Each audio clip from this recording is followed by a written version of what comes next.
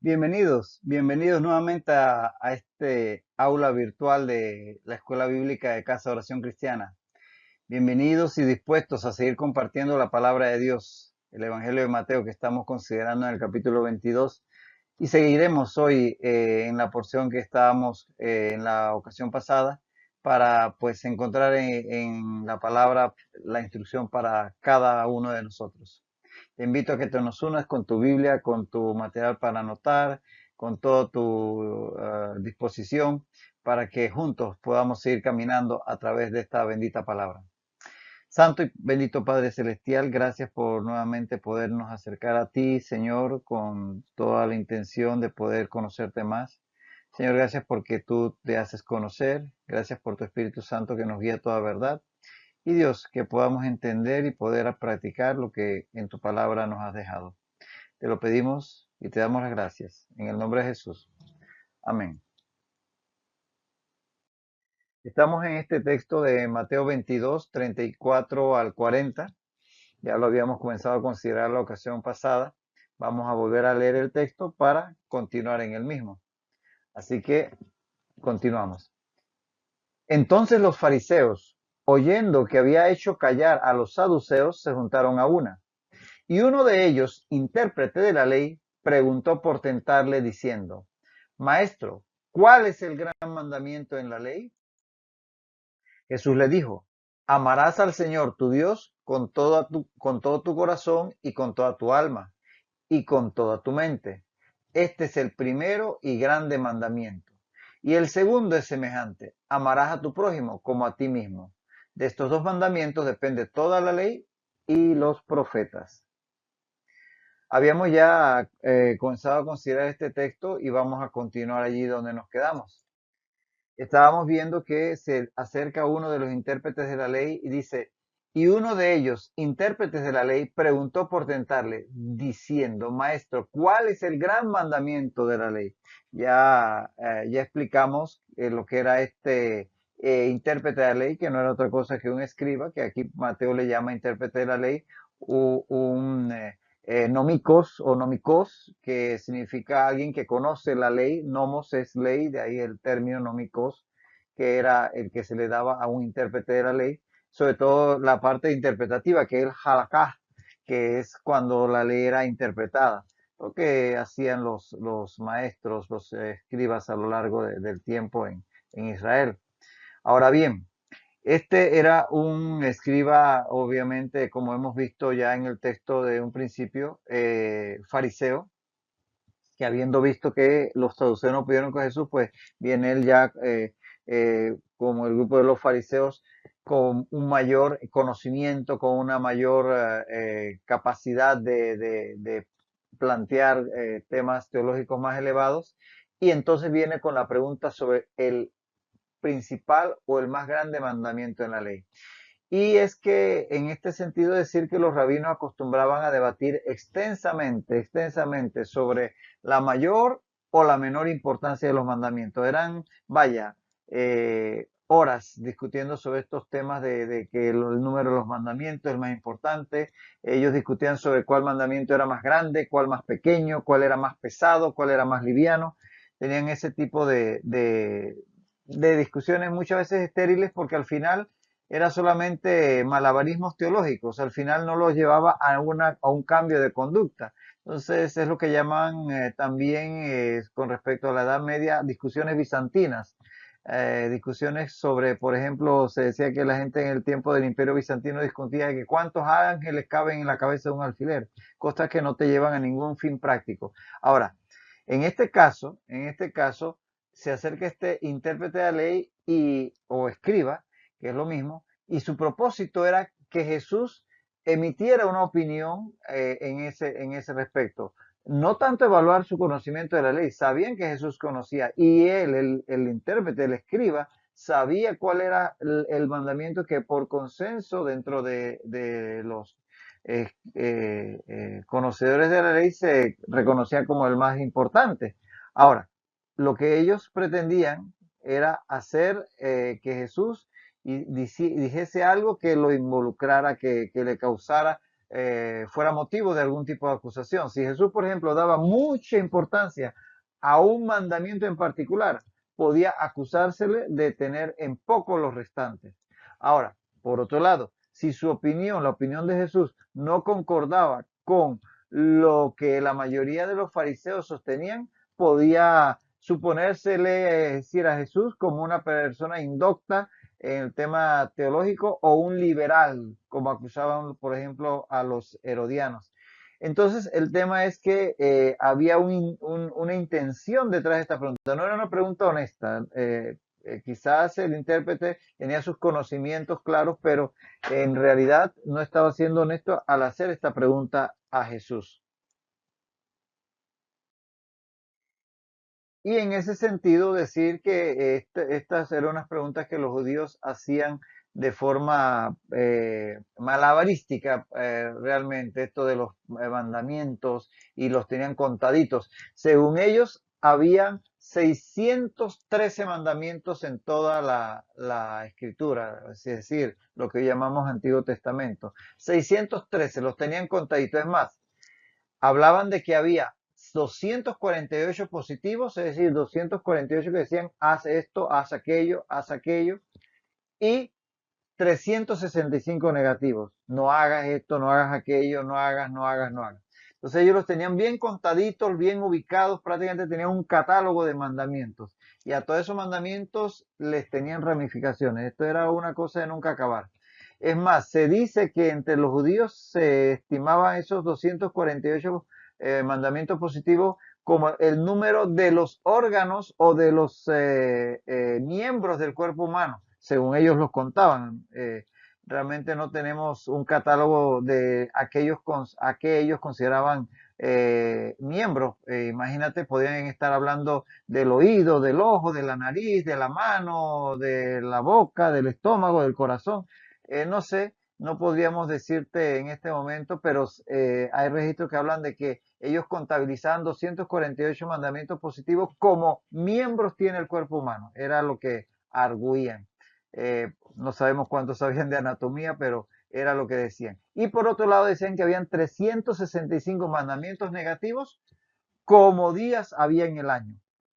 Entonces, es interesante, como decíamos, estos malabarismos que hacían con tantas cosas que al final no los llevaba a un cambio de vida, una transformación de vida, porque si la palabra de Dios se convierte solamente en una especie de entretenimiento para sacar cuentas, como hacían ellos, cuál era la letra que estaba en medio del libro de Isaías, cuál era la palabra central en el libro de los Salmos, cuál era el capítulo que estaba en la mitad de toda la escritura, sacaban unas cuentas imposibles hoy día de imaginarnos tantas cuentas que sacaban. Ellos habían calculado, habían contabilizado 613 mandamientos, 248 positivos y 365 negativos. Y ahora este escriba le pregunta a Jesús por el más importante de todos, el más grande.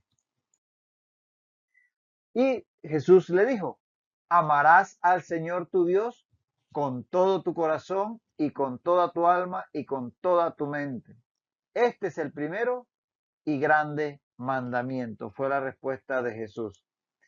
Jesús responde, en este caso, citando Deuteronomio 6:5, y ojo, lo cita y lo expresa en la versión de Septuaginta, que era la más popular o la más utilizada en ese tiempo. Recuerden, estamos hablando del siglo I, ya todo ese área del Medio Oriente había sido helenizado de los tiempos de Alejandro Magno, se hablaba griego como un idioma común entre todos estos pueblos. Entonces, y desde el siglo II antes de Cristo, ya gracias a Ptolomeo en Egipto, se había traducido la escritura de los judíos al griego, y esta era la versión de los 70, y esta era de uso común en el tiempo de Jesús. Entonces él cita Deuteronomio 6:5 en base, y es puesto por Mateo en el texto en base a la versión de los 70, es decir, de la versión griega de las escrituras judías. Y lo que está citando dice en Deuteronomio 6, vamos a leerlo desde el 4 al 5. Dice Deuteronomio 6, 4 al 5. Oye Israel, Jehová nuestro Dios, Jehová uno es. y amarás a Jehová tu Dios de todo tu corazón y de toda tu alma y con todas tus fuerzas. Es como dice literalmente en el hebreo el texto en Deuteronomio 6, 4, 5, pero recordemos, el texto aquí es citado de la versión de los 70 acá en Mateo. Y este era el famoso Shema. El Shema que va desde, como decíamos, del 4 al 5, que Jesús lo que cita es directamente el versículo 5 que acabamos de leer, que era la profesión de fe de los israelitas. Todo israelita declaraba este texto como decir, como un credo, como lo que ellos creían en la base de su fe. Ese es el famoso Shema. Shema significa oír y por ahí, por eso se utiliza ese término para esta expresión, este texto de Deuteronomio 6, 4 al 5, porque allí lo que dice en el versículo 4 es, escucha Israel, el Eterno es nuestro Dios, el Eterno es único. Shema Yisrael Adonai Elohenu Adonai Echad. Aquí está, es la traducción de este texto hebreo de Deuteronomio 6:4. Y la traducción en el español sería literalmente escucha, que es el verbo oír, Shema. Israel, el Eterno es nuestro Dios, el Eterno es único. Es decir, lo que acá lo que cita Jesús en la versión 70, de los 70, pues cita ya el versículo 5, ya estaría en el griego. Pero el Shema era una, como decíamos, una declaración de fe básica de los judíos. Solía escribirse, fíjate si le tenían tanta importancia a esta expresión, que solía escribirse en una pequeña tira de pergamino y colocarla en algún lugar de la casa o inclusive en los dinteles y en un estuche para atarla sobre el brazo. O por ejemplo aquí como vemos en este judío que se lo pone alrededor del brazo. A veces estas filacterias que llevaban en la frente también podían tenerlo. Y es la frase, el Shema es la frase con que empiezan los cultos judíos. Y el primer texto que memorizan los niños judíos. Fíjate lo importante que es este texto para todo judío. Y Jesús contesta correctamente que este es el más grande mandamiento de toda la escritura, en este caso de la escritura del Antiguo Testamento. Ahora bien, Jesús confirma, como decíamos, que este es el mandamiento principal. Es la respuesta acertada que da Jesús a este escriba, a este intérprete de la ley, que amarás al Señor tu Dios con todo tu corazón y con toda tu alma, y con toda tu mente, que es el versículo 5 del Shema. En este sentido, decir que esta expresión de amar a Dios con todo tu corazón, alma y fuerza, como dice Deuteronomio 5, vemos que se repite acá en Mateo, pero que en Mateo Jesús, utilizando la versión de los 70, dice corazón, alma y mente, refiriéndose a Deuteronomio 6:5, que como vemos dice corazón, alma y fuerzas. Luego, en Marcos 12:30, que es el pasaje paralelo que en la ocasión pasada pues te dimos el texto paralelo que está en Marcos 12. En Marcos 12, la misma ocasión, el mismo episodio, entonces Marcos cita que la respuesta de Jesús incluyó corazón, alma, mente y fuerza. Es posible que dijera las cuatro, pero Mateo se concentró en en las tres solamente. Pero en Marcos habla de corazón, alma, mente y fuerzas. Y en la otra ocasión que está en Lucas, que te mencioné en la ocasión pasada, que no es la misma, sino que fue en otro momento, acá estamos en la Semana de la Pasión, esa ocasión de Lucas fue allá durante su ministerio en Galilea, donde otro escriba le preguntó sobre lo mismo. En esa ocasión que está en Lucas 10:27, Lucas cita de boca de Jesús, corazón, alma, fuerzas, mente. Así que las mismas cuatro, nada más que invierte el orden de las dos últimas. Entonces, vemos que hay todas estas facultades del ser humano mencionadas tanto en el texto original de Deuteronomio 6:5 como en la cita que hacen tanto Mateo, Marcos y Lucas de las palabras de Jesús al referirse a este mandamiento de Deuteronomio. al Shema.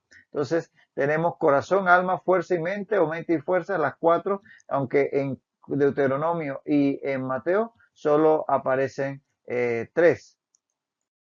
No hay problema con eso, pero ¿a qué nos estamos refiriendo? Tenemos el corazón que es el centro de la persona, implica la naturaleza emocional de la persona, dice que engañoso es el corazón, dice la palabra, entonces hablaría de esa dimensión emocional de la persona, el alma que sería el centro volutivo, la voluntad con que se deciden las cosas, de hecho el alma es la que se salva o la que se pierde, es la que decides, es el centro del ser en cuanto a la parte volitiva.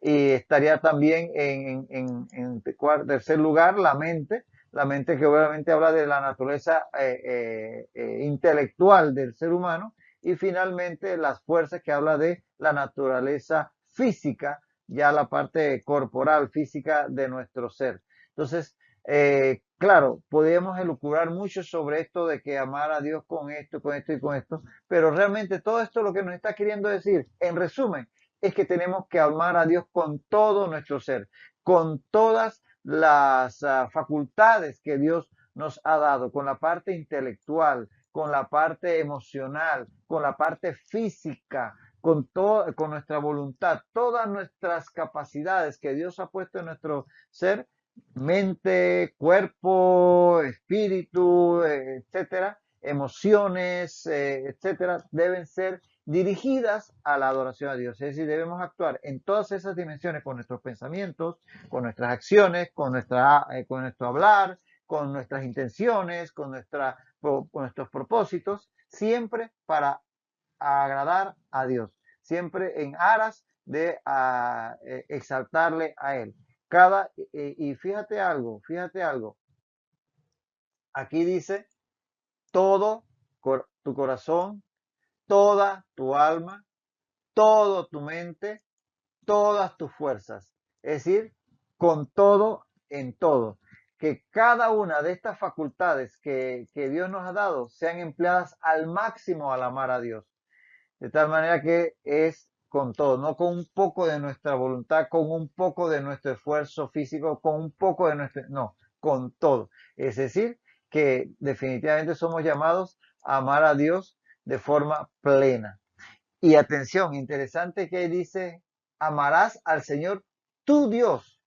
¿Ves? Al Señor tu Dios. Eso, ¿qué nos dice? Que nuestro amor a Dios es personal, es tu Dios, de tal manera que debemos amarle de esa forma, de una forma personal. Eh, eh, Pongámoslo en este ejemplo extremo. Si tú fueras la única persona del universo, aún así, tú tendrías que estar en una relación de amor con Dios y Dios amarte a ti sería un amor pleno, o sea, no dependería de nadie más. Entonces, de esa forma es nuestro amor a Dios y de Dios hacia nosotros, personal. Ya lo dijimos en su momento cuando citamos el texto que Jesús le dijo a los saduceos, que Él es el Dios de Abraham, es el Dios de Isaac, es el Dios de Jacob, porque es un Dios personal, individual. Ahora bien, como vemos, debemos amar a Dios de forma integral, completa, con todo nuestro ser. Por eso cuando le alabamos con nuestras manos, con nuestra voz, inclusive con nuestros pies, con nuestra postura, pero también con nuestra mente puesta en Él, con nuestras emociones, porque delante de Dios podemos reír, llorar, sencillamente expresar nuestros sentimientos. Todo nuestro ser es llamado a alabarle. Y es que el amor a Dios no se comparte. Dice Mateo 6:24 que no se puede servir a dos señores, porque amarás a uno y odiarás al otro, viceversa. Mateo 6:24 lo dice. Entonces debe ser todo nuestro ser enfocado a Dios, no una parte a Dios y otra parte al mundo, una parte a Dios y otra parte a otras cosas que las convertamos en ídolos.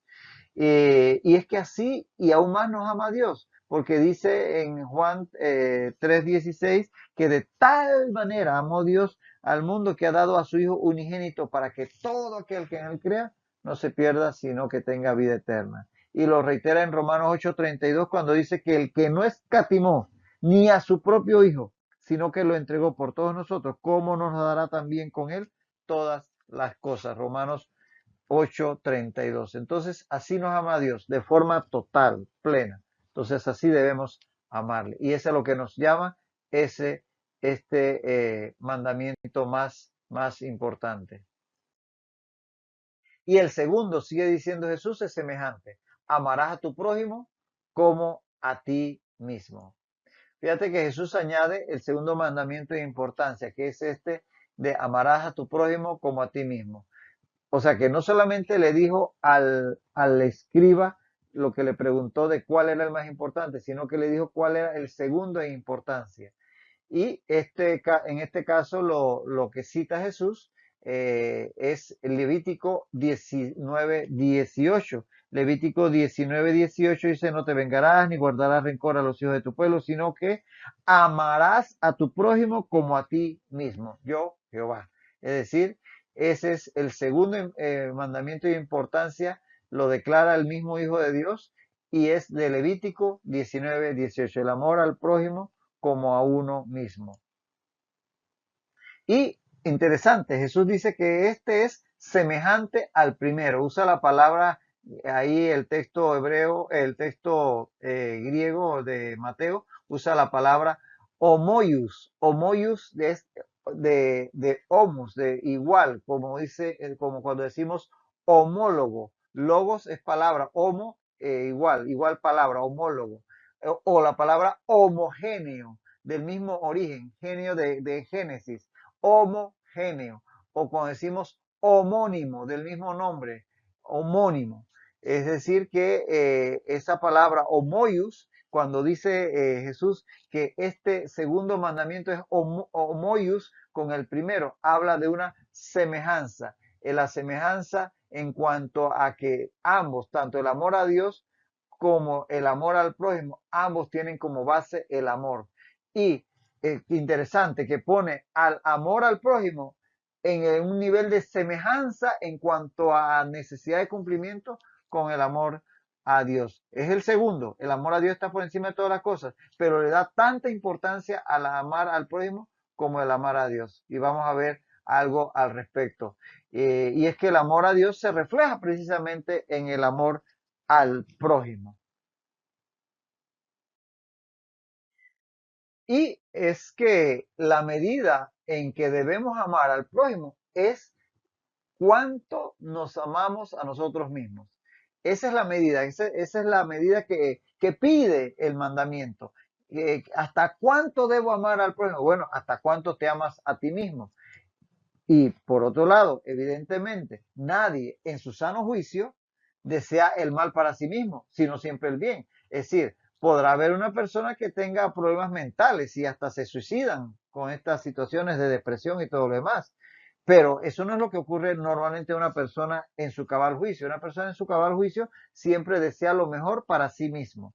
Llámese en cuanto a bienes materiales, a la vida emocional, en lo que quieras, lo normal es que el ser humano quiera lo mejor para sí mismo. Bueno, esa es la medida con la que la palabra nos invita a amar al prójimo, como nos amamos a nosotros mismos. Lo que quisiéramos para nosotros, eso quererlo para nuestro prójimo. Esa es la medida, bastante alta la vara, ¿verdad? A donde nos llama la palabra a actuar. Ahora, el, un problemita que había en los tiempos de Jesús es que los rabinos habían desvirtuado este mandamiento, porque ¿qué pasaba? Ellos consideraban que prójimo solo era otro judío, o sea que el mandamiento solamente estaban obligados a cumplirlo cuando se trataba de otro judío. Si era un gentil, no, con él no era, ese no era prójimo, con él no estaban obligados a amarle como a sí mismo. Incluso algunos habían llegado al extremo de decir que solamente era prójimo el buen judío, el que cumplía con la ley. O sea que si era un judío que estaba en componenda con los romanos, como los publicanos, ese no era prójimo. Con ese no tenía que cumplir yo aquel mandamiento. Hasta allá habían llegado con ese corazón tan endurecido, característico del ser humano, que habían estos religiosos pervertido el mandamiento. La palabra nunca había hecho ese tipo de excepciones, pero ellos sí se fueron por ahí, por esa línea, diciendo que prójimos solamente eran los judíos y dentro de los judíos solamente aquellos que eran buenos judíos. De allí que, si te vas al texto de Lucas, del pasaje que te decía que era paralelo, parecido, pero no paralelo, verás la historia del buen samaritano, porque precisamente un samaritano no era considerado prójimo para los judíos. Entonces, ahí te das cuenta por qué Jesús les presenta esa parábola. Ahí verás por qué Jesús presenta esa parábola.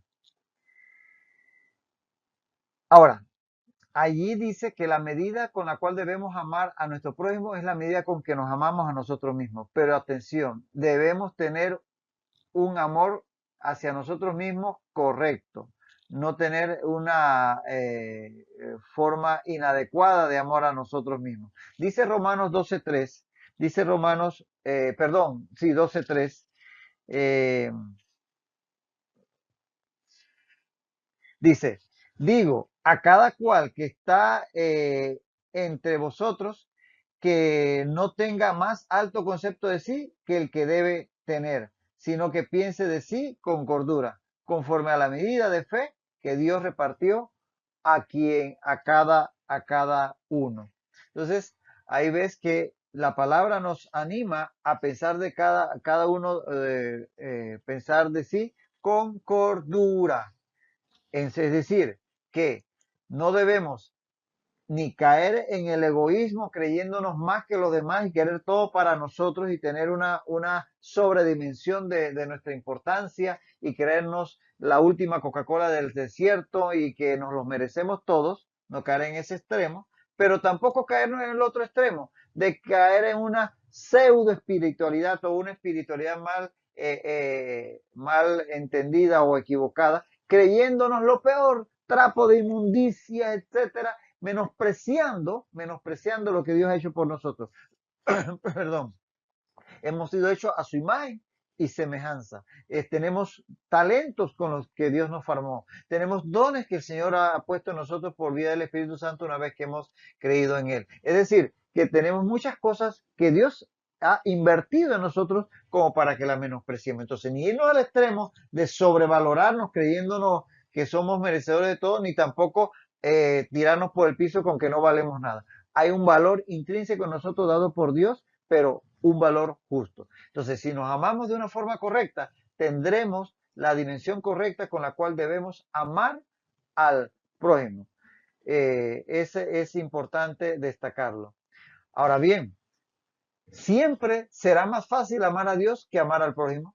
Es más fácil. ¿Por qué? Porque Dios no está discutiendo contigo todos los días, Dios no te está exigiendo cosas, Dios te plantea en su palabra los mandamientos que debe hacer, pero no te agarra y te tuerce el brazo para que lo hagas. Ah, pero al vecino si lo tienes al lado pidiéndote que muevas el auto que le estás estorbando. O el jefe siempre lo tienes ahí diciéndote quiero que te quedes una hora más en el trabajo. O quizás tienes ahí a tus hijos que de repente te saca un poquito el viejo hombre. O quizás alguien en la calle que se te atraviesa. Entonces, al prójimo sí es más difícil porque lo tenemos presente. Fíjate lo que dice Primera de Juan 4:20. Primera de Juan 4:20 dice que si alguno dice yo amo a Dios y aborrece a su hermano, es mentiroso. Pues el que no ama a su hermano a quien ha visto, ¿cómo puede amar a Dios a quien no ha visto? ¿Ves? Porque es muy fácil decir amo a Dios porque no tengo a Dios por delante y no me está exigiendo, digamos, de forma personal. Pero a mi hermano de carne y hueso que lo tengo, ahí sí, a veces me saca de quicio, a veces me desespera y a ese sí, a veces le rebato. Entonces, pero dice la palabra que si yo no amo a mi hermano que lo tengo por delante, no puedo decir que no amo, que amo a Dios que no lo he visto. Y es que quien no ama a su hermano permanece aún en tinieblas. Fíjate lo que dice Primera de Juan 2:9 al 11. Primera de Juan 2:9 al 11 dice, el que dice que está en la luz y aborrece a su hermano está todavía en tinieblas. El que ama a su hermano permanece en la luz y en él no hay tropiezo, pero el que aborrece a su hermano está en tinieblas y anda en tinieblas y no sabe a dónde va porque las tinieblas le han cegado los ojos. Y es más, dice también que quien no ama a su hermano está en muerte. Dice Primera de Juan 3:14. Primera de Juan 3:14 dice, nosotros sabemos que hemos pasado de muerte a vida en que amamos a los hermanos. El que no ama a su hermano permanece en muerte. Fíjate qué tremendo cómo la palabra nos anima a amar a nuestro prójimo, a amar a nuestro hermano. Vamos a detenernos aquí por hoy porque el tiempo se ha cumplido, pero te dejo meditando en esta palabra. No es fácil, todos flaqueamos de este lado, pero el Señor nos invita a cada día a amar en espíritu y en verdad, no solo a Dios, sino al prójimo. Hasta la próxima ocasión, que el Señor te bendiga.